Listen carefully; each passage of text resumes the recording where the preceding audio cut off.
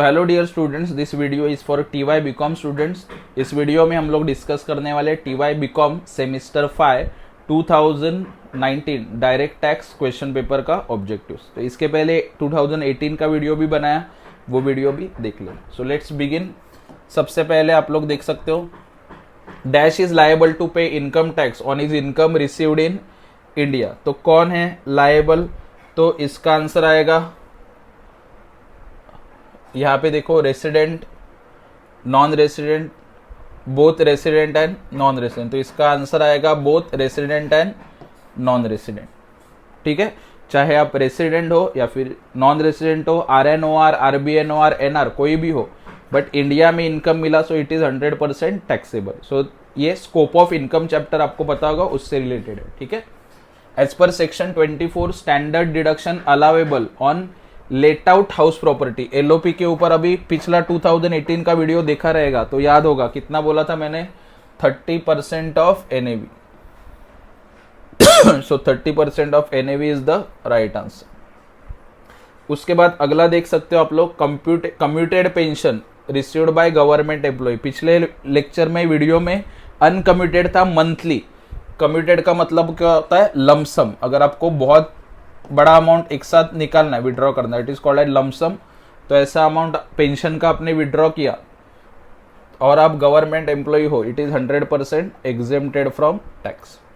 This is the right answer. Next, number 4, gas, electricity और water supply provided free of cost to an employ. Okay, किसी employ को free में दे रहे सब। ठीक है, तो उसका आंसर आएगा परक्यूसाइट।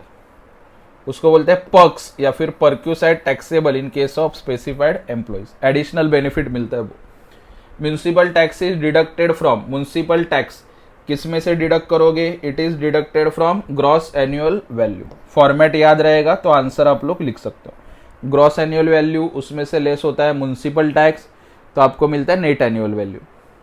Cell of residential house properties taxable under the head, घर बेच दिया तो जो इनकम आपको मिलता है उसको बोलते हैं कैपिटल गेन। उसके बाद gift received from father, relative ने गिफ्ट दिया भाई, तो उसके ऊपर टैक्स लगने वाला नहीं है, so answer is non taxable. Okay, कितना भी अमाउंट हो। नेक्स्ट, नंबर 8,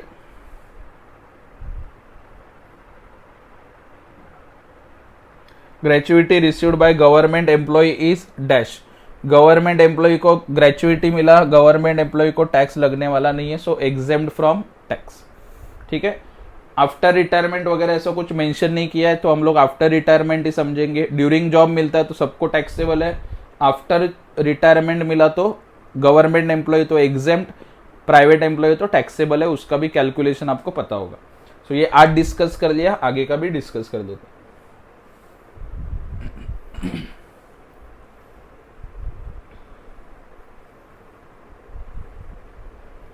चलो, 9, 10, 11 एंड 12।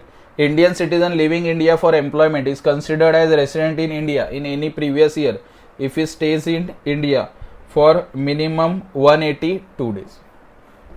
ओके, इंडियन, इसको बोलते हैं एक्सेप्शनल केस। 182 डेज से ज़्यादा हो तभी रेसिडेंट हो, उससे कम है 182 या फिर उससे कम है 182 से कम तो non. Next, salary received by partner from his firm is regarded as profits and gains of business and profession.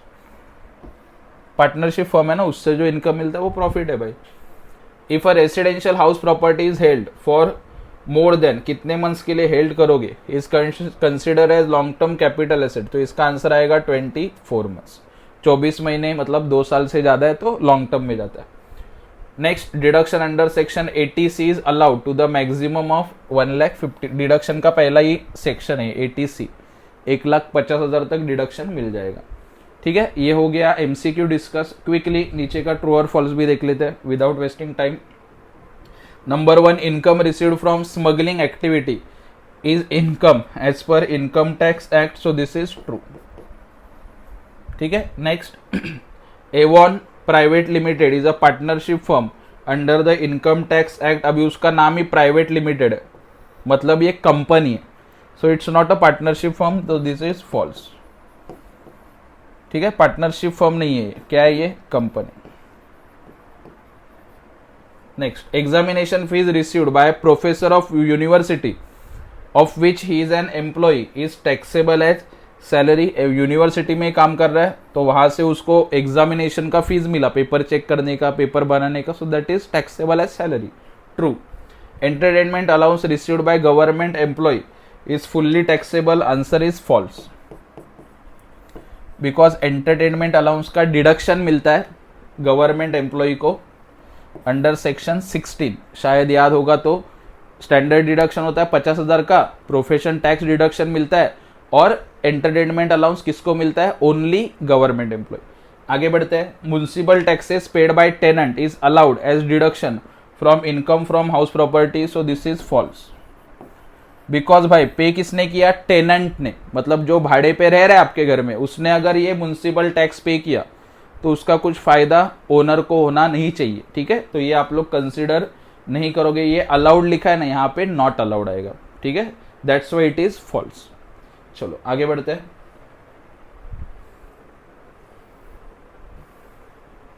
छः, सात, आठ, 9, 10, 11, 12। देखो सबसे पहला, deduction allowed under section 80D for medical insurance premium paid by the assessee for self spouse dependent children none of whom is senior citizen is 25,000, so this answer is true।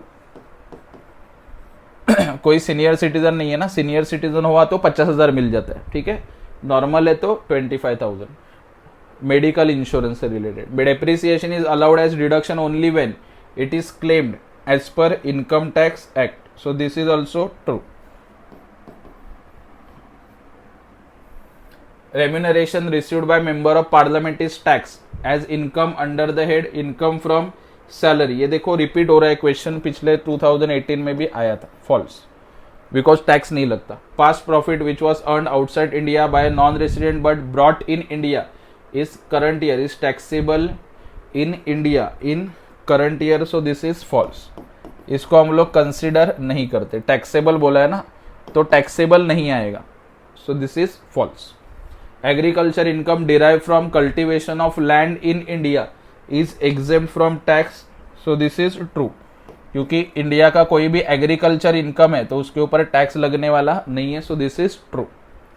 Gift received from friend on friendship day ₹49,000। ऐसा friend किसको मिलता है क्या? Okay, 49 अपने को देना पड़ेगा। 49,000 during the year is exempt from tax, so this is true. Friend ने गिफ्ट दिया, टैक्सेबल होता है, बट अमाउंट देखो कितना है, 49। लिमिट कितना अपना? 50,000। 50,000 से कम है इसके लिए नॉट टैक्सेबल, 50,000 के ऊपर होता तो टैक्सेबल होता। अमाउंट के इसके लिए अमाउंट को सर्कल किया, 50,000 ध्यान में रखना। Brokerage paid on sale of capital asset will reduce the amount of capital gain, so this is true.